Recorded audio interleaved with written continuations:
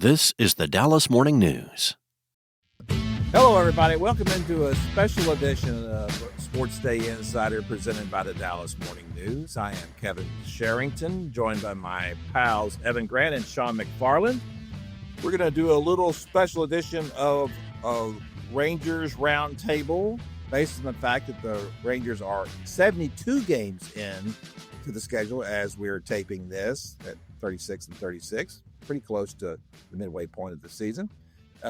So we want to kind of go over everything that's happened so far and everything we think will happen from this point on. So let's just start right there, fellas. What do we think about the Rangers at this point? Is this, at this point, Evan, would you have expected the Rangers to be kind of, just keeping their heads above water? I think there's been a number of missed opportunities, and that all goes back to what's been the story of the first half of the season, which is the lack of consistent offense. The fact that they just swept the White Sox, but they went 1-2 in Chicago a month ago. There were other opportunities.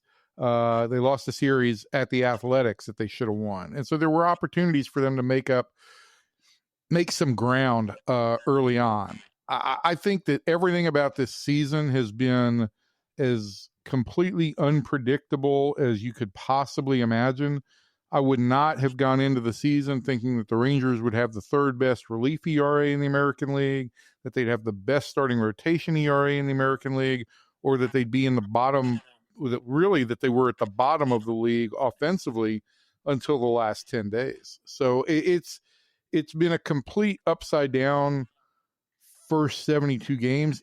I think the good news is that the Rangers they certainly haven't been knocked out. They're right in the middle of the American League wild card race at this point in time. But I do think that there have been some missed opportunities, and you hope that if they're getting things together now, that doesn't come back to haunt them later on. So, Shawn, you've been out there a lot and covering the team, and we should say that Shawn's the backup Rangers beat writer for us, among the many other things he does for us so well. Shawn, you've seen the team a lot this year. What has surprised you the most, and what is the thing that, let's say, from surprises, good and bad? Yeah, it's interesting. I don't know if the pitching consistency has been more surprising or if the offensive inconsistency has been more surprising, but I think the pitching has been, because we saw for most of last year that the offense was flawed, that the offense was not what it was in 23, and that's clearly carried over. But when you are this deep into the season and Patrick Corbin has been one of the better starters in the American League, and Jack Leiter has been a consistent number 3, number 4 starter, or whatever you want to call him. Jacob deGrom has been their healthiest starter, and they've all been so level and so reliable. I think that's more surprising than anything else. That, and the fact that the bullpen has, for the most part, been a non-issue. They've obviously had some meltdowns, some blow-ups, some injuries, but over the whole, it hasn't been. I don't think anyone is horrified when they turn to the bullpen, which I don't think is something we could say. Obviously, in 2023 and parts of last year too, it's been just getting to the bullpen with a lead, in a safe spot, hoping that the offense has done its job. That's been the biggest thing. Let me ask you guys this, because we don't really talk about it a lot. And obviously this has been, I would say, up to this point, the best pitching performance overall, rotation and bullpen, by the Rangers team that I can remember. I've been in the market since 1985. I don't really recall a time when it's been this good. And I don't know if there's ever been a time that the Rangers rotation and bullpen has been this good. Has it ever? Yeah, I think that, we've done different statistical dives to indicate that the numbers for the rotation have been historically great for the Rangers. There's been times when they had some really talented pitchers in the rotation, when they had Kevin Brown and Bobby Witt and Kenny Rogers was moving into the rotation at that point in time, and Edwin Correa. But this has been day in and day out. It's been a really consistent starting rotation. And I think, to Sean's point, the fact that, going into the season, the storyline was, oh my God, are they going to have enough bodies to fill out the rotation? Because of the injuries to Jon Gray and to Cody Bradford. And so far they've navigated that really well. I think they're in a delicate spot right now with injuries to Eovaldi and Tyler Malley. They've got to navigate that a little bit until Bradford gets back. But for me, and I've been here since '97, Kevin, there's not been a time when the starting rotation has been this good and this consistent day in and day out. And the sad part about it is that while you'd love to just write about that every day, I think the offensive inconsistency, because it was expected to be so good, has just kind of overshadowed that. And I'm looking back at the Rangers' numbers offensively. And Josh Smith, who is the player of the week in the American League, among the regulars, he's got a 799 OPS, but everybody else is performing well below what should be their standards. And that's been kind of a story inside the Rangers front offices. How do you navigate when nobody's having a good year? It's usually you have one or two guys that are going really well, and you've got to pick up a couple other guys. But the Rangers issue has been nobody's gone well. Yeah, I want to talk about the offense, obviously, but I do want to stick with the pitching just for a moment longer here, because this has been the history of the Rangers, is that their pitching has basically been, if not terrible, at least it was just mediocre at best. I want to get to a reason why we think this has happened. Obviously, you go out and sign Jacob deGrom, and you're just waiting for him to get healthy, and he's going to be great because he's one of the best pitchers of this generation. So that's not so hard to see. It is a little bit hard to see him be healthy all this time. And then obviously, as you wrote today, they're trying to manage his workload a little bit, because at the rate he's pitching so well, and he's staying out there so long that he's going to run up his innings too high for where he's been the last several years. Yeah, he's pitching too well. That's where the Rangers' problems are right now on the starting rotation. Is Jacob deGrom is pitching too well. And it's true. It is crazy. And so, but other people who have come in, it's like identifying Patrick Corbin, right? So when I was at spring training when that signing was made, and I remember the talk around the room, the talk around baseball was, my gosh, what is this guy going to do for you? He's been the worst starter in baseball the last couple of years. And the Rangers had identified something they saw in the second half of last season that they thought could help him be successful. And I'm assuming that's what it is that whatever they saw that they're having him do. And this is a little different. I mean, Jack Leiter is starting to have some success now. Of course, he was a very high pick. You'd say he should be having success. Kamar Rocker, the same thing. He's kind of been up and down all over the place. Another high pick. He should be having some success. So some of those things are, I guess, I don't want to look like I'm giving them too much credit here, but there is a turnaround. I'm wondering, is some of it just where baseball is right now, where pitching is more dominant than it has been, historically over the last 30 years, or is it something that the Rangers are actually doing? I think it's a bit of both. I mean, look, I think Corbin's a great example of like what happens when you get a different set of eyes on someone, and what happens when different coaching staff, different analytics folks get to see a guy and say, hey, change his pitch usage, use his pitch more, something he wasn't getting in Washington maybe. And I think Leiter is an example of just kind of leaps and bounds. The pitching development has gone in this organization, and some changes he made to, the way he approaches the game mentally and everything these last 2 years. Like, I think it's reflective of both. And I think it comes down to being able to identify sometimes small tweaks that can unlock a lot.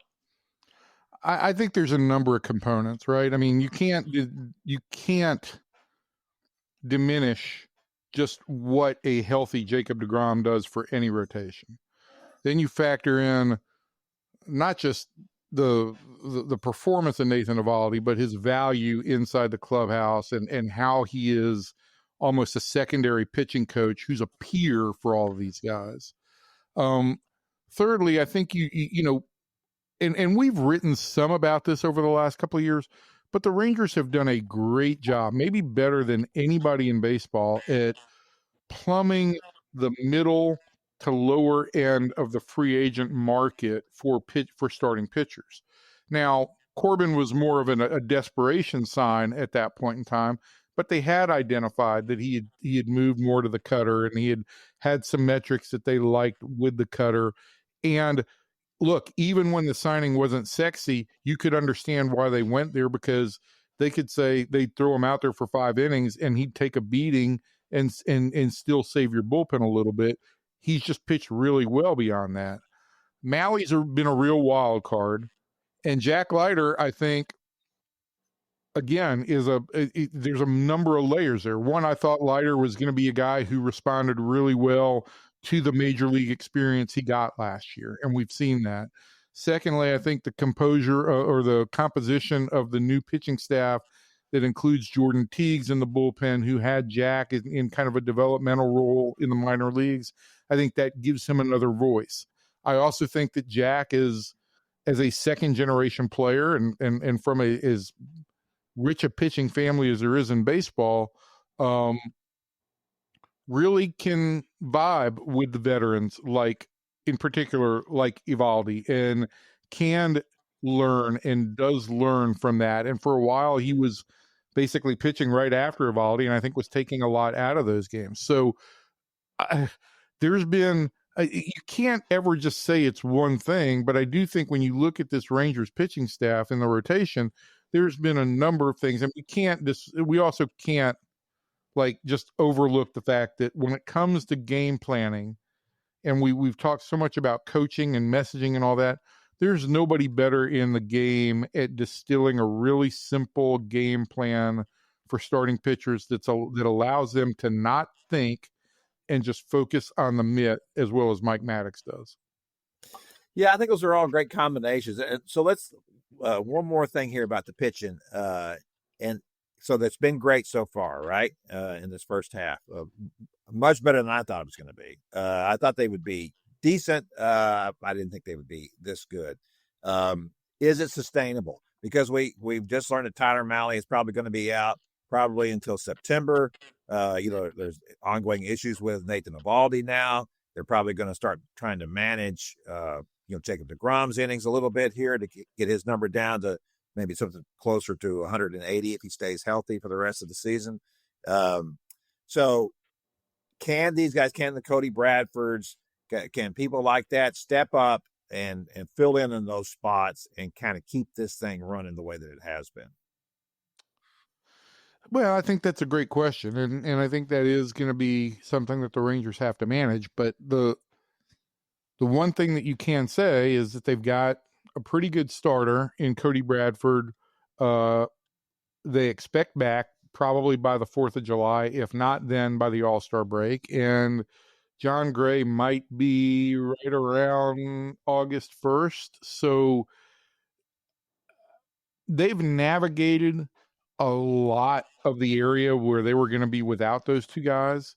There's still some dicey points there, but I think that there's the ability to not drop off a whole bunch. I do think that they've gotten to the point where they're going to have some depth when those two guys come back, and that will be important.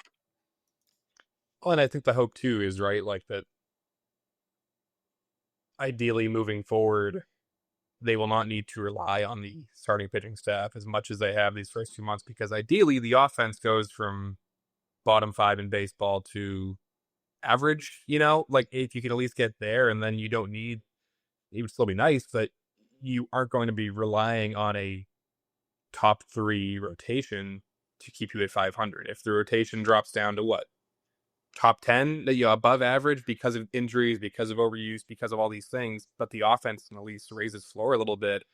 You're not going to be living and dying by, as many 2-1 games, ideally. And I think that's, as much as it is the reinforcements, like the idea that the other parts of the whole can make up for, even a small step back from the rotation.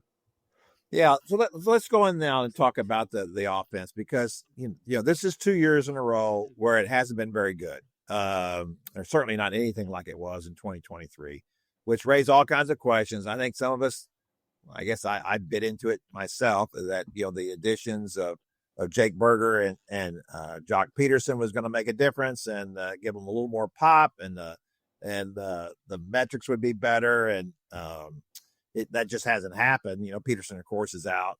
Berger's is starting to respond a little bit. But that's, as you noted earlier, Evan, across the board here. Yeah, they're hitting a little better. But that's only because they were awful. Well, before that, they couldn't remain awful for the entire season. At the very least, you would think most of these guys are at least average hitters. And that just hasn't been the case so far. I mean, we were talking before the season about the possibility of Jake Berger hitting 40 home runs. Well, he's going to have a pretty big bounce back here in the second half to get to 40. There's nobody on this team is going to get to 40. I'd be surprised at this point if anybody got to 30. Is that something that can be addressed internally here at the trade deadline? Or do we think that probably, as we've talked about before, they're better off adding a closer? I still think, look, that if you and I have had this conversation on a number of occasions, but I still think that if the Rangers are going to add, and I don't want to get too far ahead of ourselves, but if the Rangers are going to add, I still think it's going to need to be in the bullpen. I do think offensively we have seen some really good signs in the last couple of weeks. And here's what happens, Kevin, is you get one guy hot, like you did with Marcus Semien, and then that's one guy that pitchers have to pitch around a little bit, and so they're willing to attack somebody else, and somebody else gets pitches to hit, and then they get hot. And that's what you've seen happen with Josh Smith, and now with a healthy Evan Carter. And so all of a sudden, now you've got a lot more hot spots in the lineup that pitchers have to be careful with, and it just allows for more guys to start to produce. Will this keep up all year? Look, I don't think Corey Seager is going to OPS under 700. I don't think that I do think that Jake Berger has been on a steady incline since he's come back from the IL. I do think that Wyatt Langford is, even though he currently, has a 755 OPS, which is good on this team, has been in something of a rough stretch lately. And I think that will get ironed out. And I don't think this offense is going to be what we said it would during spring training, but I think this offense is going to be significantly better. What do you think, Sean?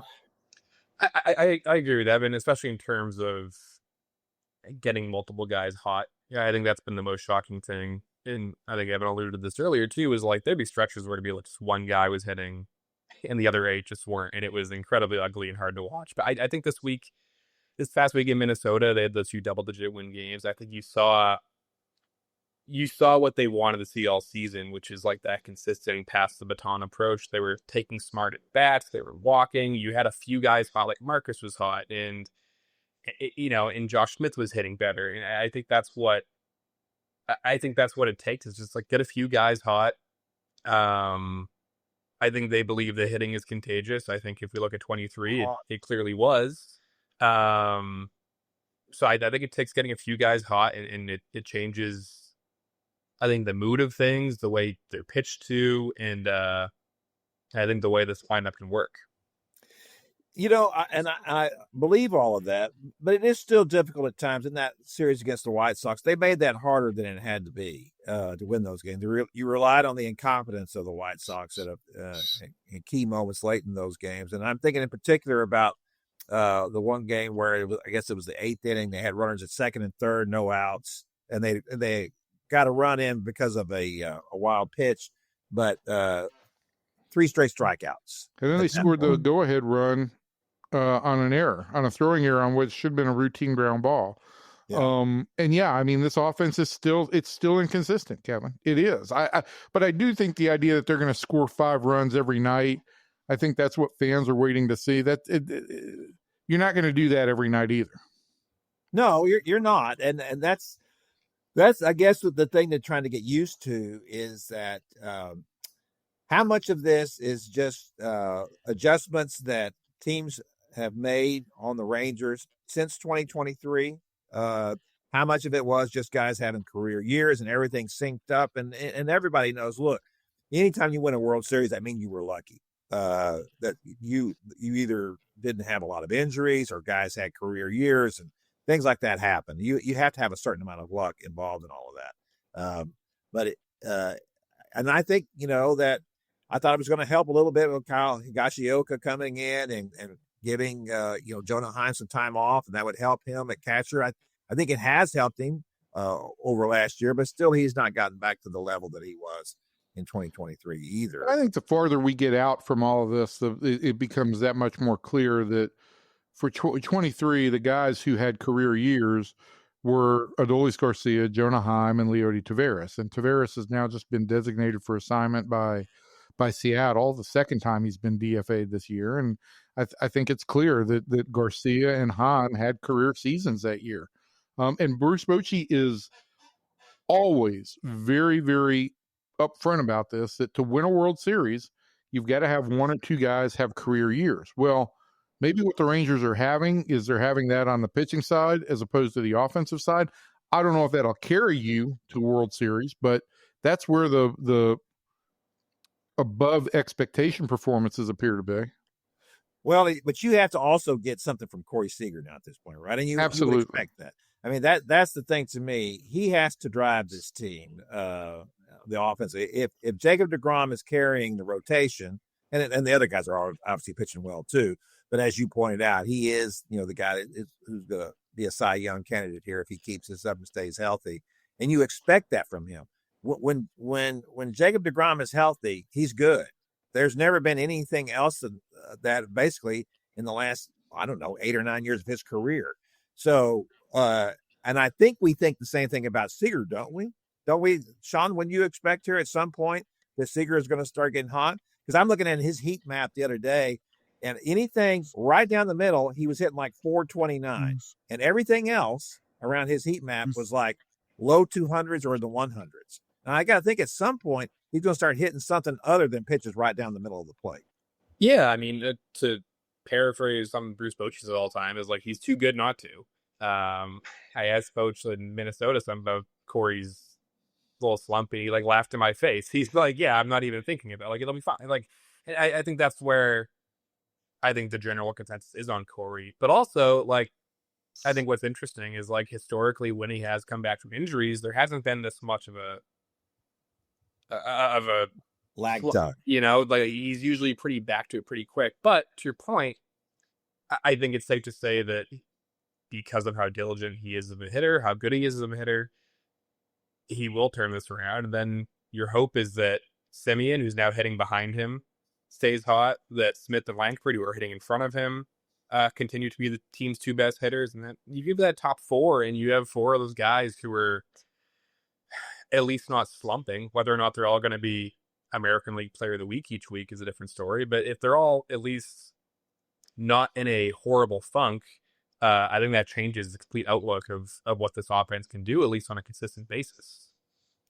And let me ask you this about with what's happening here. And obviously, at some position, you are just what you are. I mean, I just want to interject one thing. I'm just looking at the Rangers again, and does anything sum this team up better than the fact Marcus Semien was the leadoff man, then he was the number 5 hitter, then he was the number 9 hitter, and now he's the cleanup guy.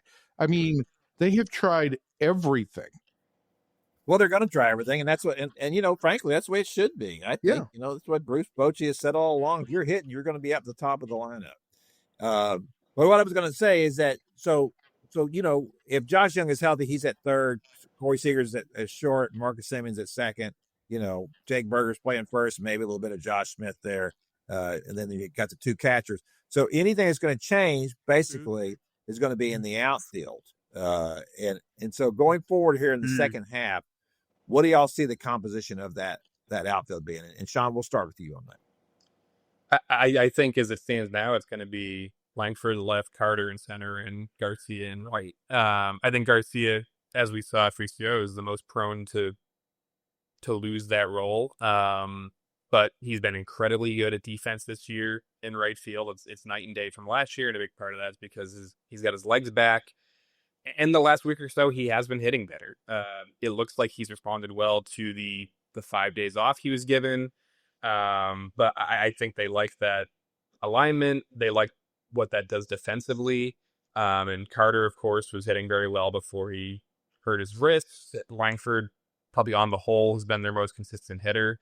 I think that's the tree you run with, and you mix in Sam Haggerty against lefties. You have Osuna there, as kind of a changeup too. But I think on a night-to-night basis, like that's the three we're going to see until they are given another serious reason to make that change, which they've proven they will if they need to.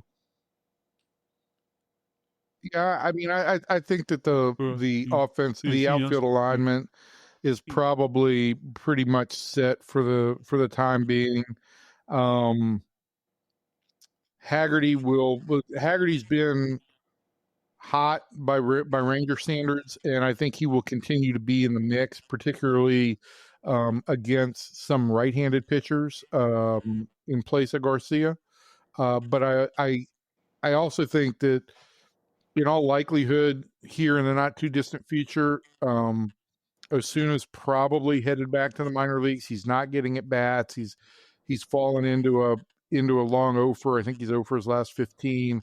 Wouldn't surprise me if they brought Dustin Harris back up just to have him more as a bench player, or that might be a spot that it would eventually be filled by Jock Peterson when he's healthy. He won't play the outfield, but he gives him a bat. I just do wonder, maybe they'll go out and see if there's, a fringe extra outfielder that they could add if they need to. That's, kind of an extra piece kind of at the deadline. So what do they do with Jock Peterson when he comes back? If Jock doesn't bounce back here and start to show a little bit of what he has over the last couple of years and in his splits, well, he won't play. I mean, it's that simple. I think that we've reached a stage of the season where it's all meritocracy. You're going to have to perform to play. He'll get an opportunity, but I don't know that if he doesn't come back out and seize it quickly, he's going to be on the bench. So, Shawn, who's going to be your DH in the second half? It's a great question. Look, I thought Jake Berger hit well there, but I think his defense at first has been too good to take him off there full time. I think if Peterson is not your everyday DH, I think it will be a rotating cast. I think they'd like to give, it's a good chance to give Corey some more days off his seat. You put Josh Jung there, you put Berger there every now and then, you put Smith there. I think that is how they will do it. I think that gives them chances to get Josh Smith in the field more often too, if you're moving guys into that DH role. But yeah, I mean, if Jock's not going to be there every day, I don't think they're going to have an everyday DH whose sole position is to be the DH. Is that such really a bad thing, Evan, at this point? I mean, obviously you wanted Jock Peterson to add something. He was supposed to add something to the clubhouse and also obviously on the field. But they haven't really figured out a way to get Josh Smith, playing time other than when somebody's hurt. And so, well, I think that, you could look at, if we're talking about meritocracy right now, Josh Jung has fallen into a deep slump here in since Memorial Day. I think he's since May 30th, he's hitting 143. And so you could, if everybody's healthy, you could end up seeing a situation where Josh Smith plays third base against basically every right-hander.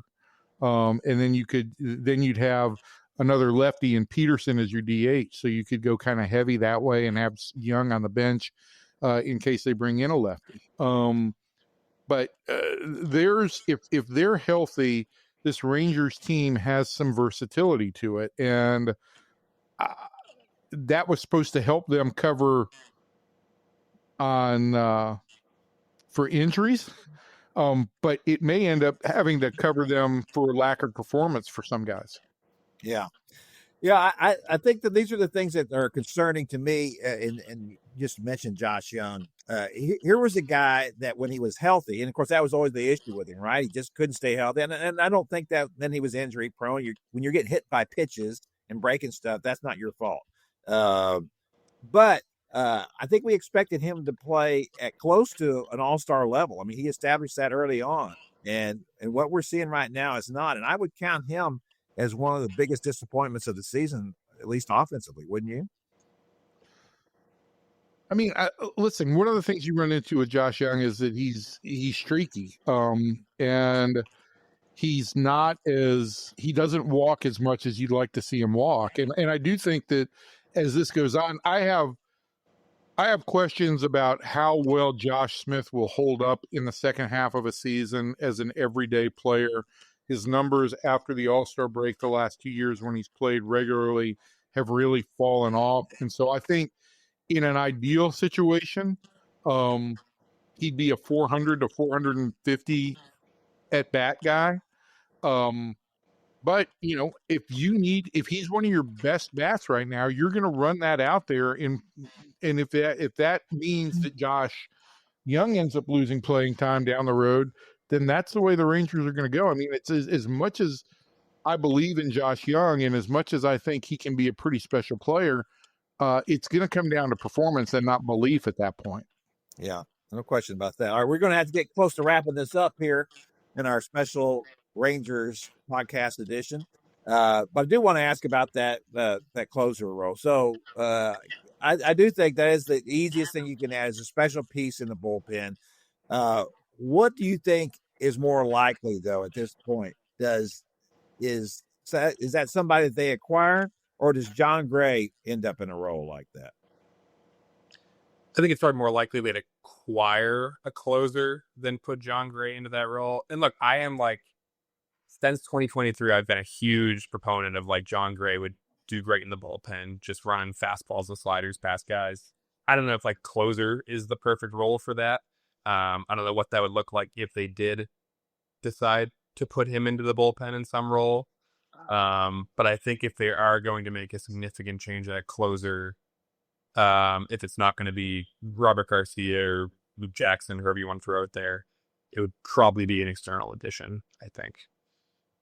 How about you? Yeah, I mean, I agree that if this team needs to go out and get somebody, I think you'd like to go out and get somebody who fits right into a role. This bullpen has done a great job of not worrying about roles, and I think that's great from the fifth inning through the eighth. But I do think you'd like to have a guy that you count on for the ninth inning every night. And here's the other part of this. Look, I think with situations that have arisen and with Chris Martin now basically turning 39, it's hard right now. It's hard to even count on him going back-to-back days. So that adds another X factor, and he's one of your leverage arms. So I'd really like to have some reliability in the ninth inning. And that way, if Martin's not available, then maybe Jackson's your eighth inning guy. If Martin is available, then he's your eighth inning guy. But that's kind of what I think the approach here needs to be is, in an ideal situation, Robert Garcia would be your left-handed setup guy, and Chris Martin would be your right-handed setup guy, and then you'd have a lockdown closer to close things out.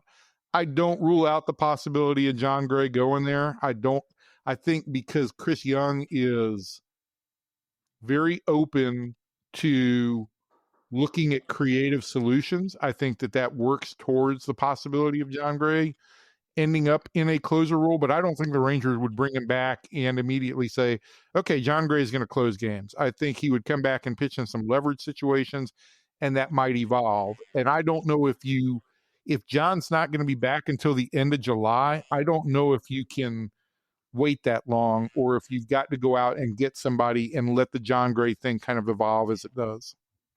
Yeah, I could see him. Yeah, I don't expect them that they would say, no, you're going to be our closer now either. I think probably unless they add someone who specifically is targeted for that role as a closer, that they're just going to mix and match. And I would think they would do that going to the playoffs too. And certainly at the very least, Greg gives you somebody with tremendous stuff.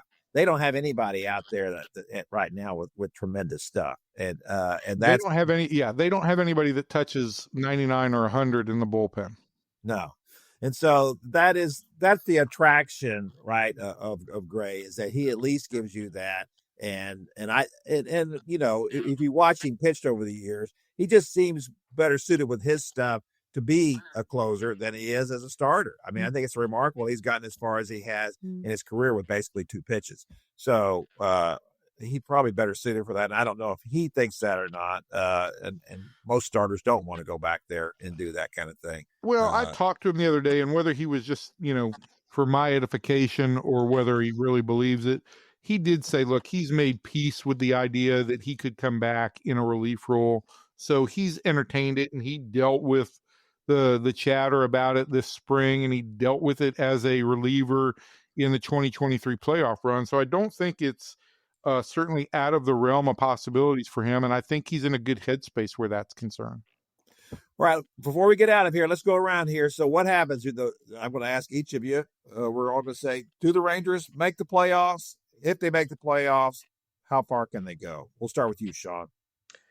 I think no. I think it looked what the offense did, or rather didn't do, the first third of the season. Like I said this before, but like teams that are that bad offensively for that long of a time don't magically get better. I think this team can get better offensively, but I think we're seeing that coincide with maybe the best pitching staff in baseball starting to decline a little bit. I just think there are too many, like the last half hour, we've pretty much exclusively talked about what's wrong. And I think there are too many things that are wrong, or at least have question marks, to confidently say that they can, over these next 90 or so games, figure it out. Evan? I'm, as you know, Kevin, from your long association with me, I am the picture of optimism. Yes. So I am going to say that the Rangers will make the playoffs, because I still don't know that I believe in the Astros. And I think that despite Cal Raleigh having an MVP caliber season, the Mariners are basically hanging around 500 too. So I do think that somehow this team makes the playoffs. But I think that whenever they run into Detroit or the Yankees, that is where their season will end. Now, whether that's at the ALCS or before, I don't know. But I do think this team will make the playoffs. And look, if they do get everybody back, and if you are going into the playoffs with Jacob deGrom and Nathan Eovaldi as your 1-2, man, anything can happen. Yeah, that's the thing for me with this team. Their pitching is really set up for the playoffs, right? When you're going to a short rotation, this team can do that. That is the maddening part about this season, is that they just have to get there, and getting there to the playoffs is going to be such the hard part for the Rangers, because they've just not been able to mount any kind of thing offensively, as we've said over and over and over again. It's not just the fact they're not hitting; it's what you alluded to earlier. They're not taking walks either. It's like they're just not smart at bats. It's like, surely you figure out some way to get on base. Surely just put the bat on the ball here, just to move this guy over. Just play simple baseball here, and they seem incapable of that at times. So I'm going to go with Shawn on this one. I don't think they're going to be able to pull this out here and make the playoffs. I just think that at some point the pitching is going to start to falter some. It's just pitching at such an incredible level, and they've just been a 500 team with the best pitching staff in baseball. So that is really a difficult thing to sustain. So that's going to do it for our podcast this week. We hope you enjoyed this special edition, the Rangers edition of the podcast. We'll be back to a regular podcast schedule soon. We'll be talking about what happens when new people come to town, maybe some of these other teams around here. So from everybody in here to everybody out there, thanks, and we'll see you next time.